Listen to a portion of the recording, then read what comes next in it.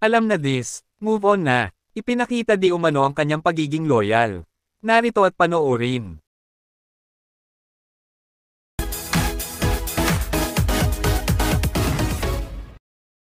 Sa naging award ceremony nga ng Gawad pasado 2024, kung saan nanalo bilang Best TV Actor si Paolo Avellino, para sa drama thriller series na Linlang, ay hindi nga naka-attend ng nasabing award ceremony si Daddy Pao.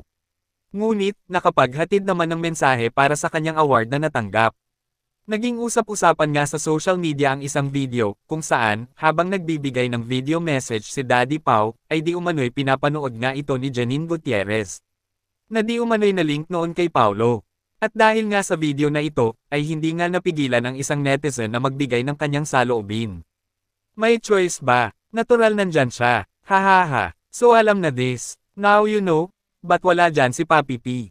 Sana gets nyo na. Nawala na paunin. Move on. May kanya-kanya na sila love team. Sorry guys. Peace. Ayon nga sa iilang netizens, na di umano'y na mas pinili ni Daddy Paolo na mag-spend ng time kasama ang kanyang chinite princess na si Kim Chu.